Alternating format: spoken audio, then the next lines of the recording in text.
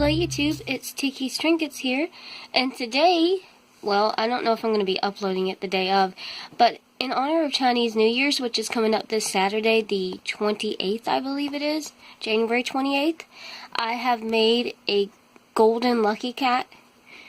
It's actually a present for a friend of mine as well. I was trying to look up what was appropriate to give as a Chinese New Year present and what wasn't, and it said the color gold means good fortune and good luck and stuff like that, and I'm like, well, this symbolizes luck and fortune for the new year, so I was like, hey, why not do a lucky cat statue and give it to them as a present? Hopefully they will like it.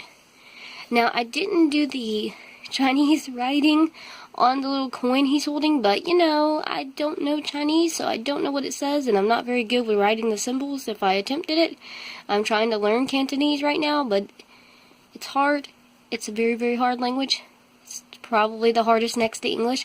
Anyways, I used polymer clay for everything except for the eyes. They're acrylic beads. I did not glaze it, which I'll talk about in the tutorial itself. But, you know, I might glaze it later before I give it to them. It's up to you when you make it yourself if you want to glaze it or not. Here's the back side.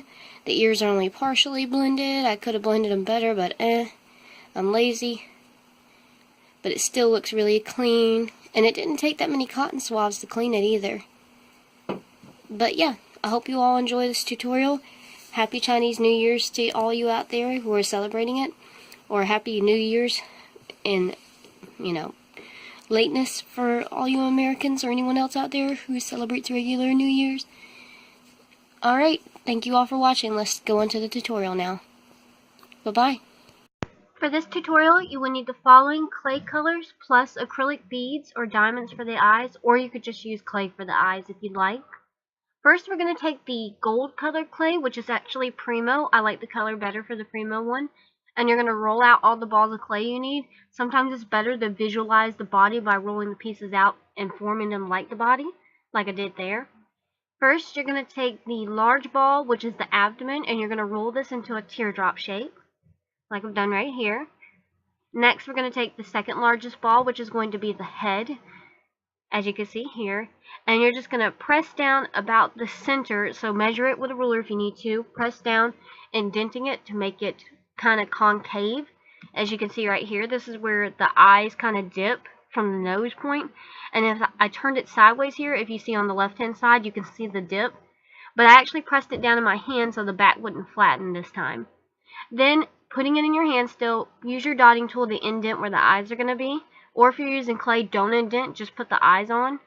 And I went on ahead and stuck a piece of metal in it and stuck the head on. Don't attach it with glue yet though. Do not. And next we're going to take the two large balls, the feet at the bottom, and we're going to roll these into small teardrop shapes like I've done here. Try to make them as even as possible.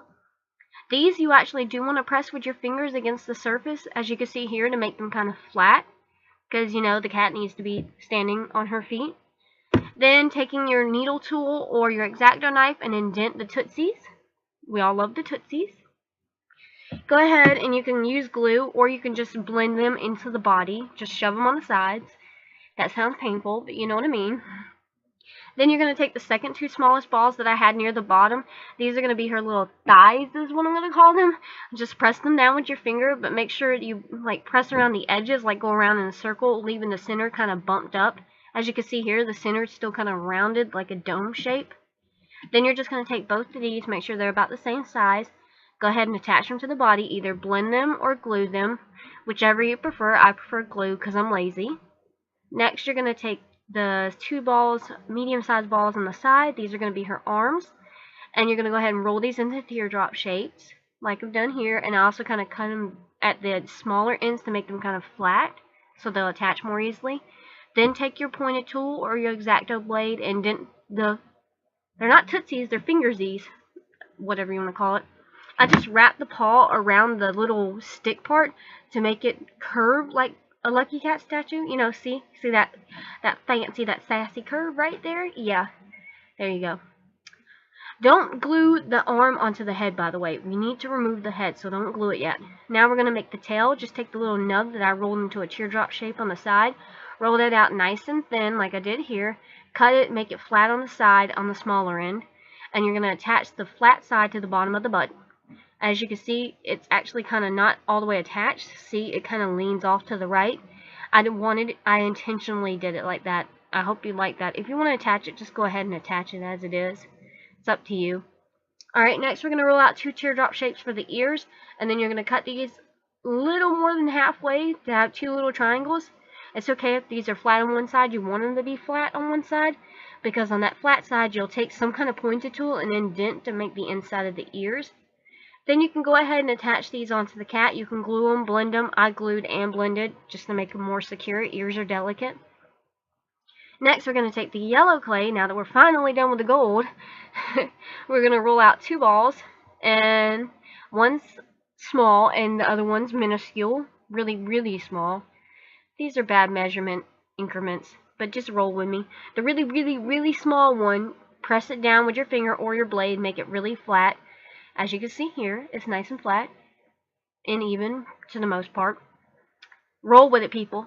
Now the second one, you're going to roll into a cylinder shape, but don't roll it out like a snake and really thin, because you're going to take your blade or your rolling tool and you're going to roll this nice and flat. This is going to be the coin that Lucky Cats hold, kind of like on Meowth on Pokemon. It's on his head, Alright, and here's what it looks like after I did that. Then you're just going to go ahead and make sure it lines up on the little cat's belly.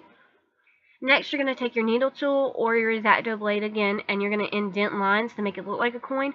Don't glue the coin on yet. We have to remove it. I should have did it the other way around, but I do the colors in order from lightest to dark. Next, we're going to take the sparkly green clay, which I think this is also Primo. It's sparkly, not regular green. You're going to go ahead and roll out one small green ball, really small. Roll it out, nice and flat, super flat. And you're just going to take it, well, it looks like this. And you're going to take your blade and you're going to cut off a piece at the top so it has a flat end, as you can see here. And then you're just going to take the little coin back off the cat's belly, as I've done in this picture right here.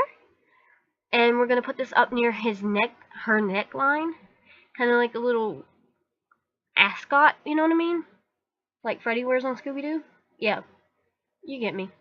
Anyway, then go ahead and put the little dog collar little thing on, or the little charm on, and the little coin on. You can go ahead and glue both those on now.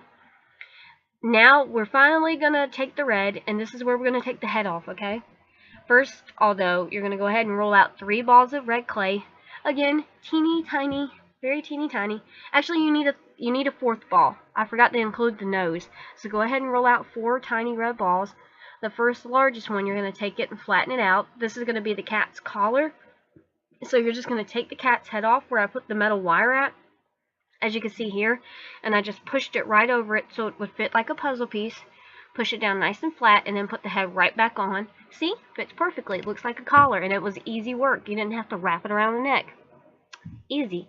And it makes a sculpture taller. Now you're going to take the other 2 little balls and just kind of shove them into the ears. You can roll them into cylinders to make them a little easier to fit in there, and then just blend it in with whatever blending tool you have so it fills in the ears. Now you're going to take that 4th ball of red clay that I forgot, the oopsie, and we're going to just pinch it between our fingers, forming it into a triangle shape. With your 2 thumbs and your index finger, you can make a really easy triangle. Here you go. Make it smaller, make it larger, however you want the nose to look. It's up to you. Then you just go ahead, take your pointed tool and indent for the mouth. Then I took my acrylic beads, or you can take polymer clay. Don't indent if you're doing clay, or do. You can fill it in with balls, and pick what color eyes you want. I went with green beads.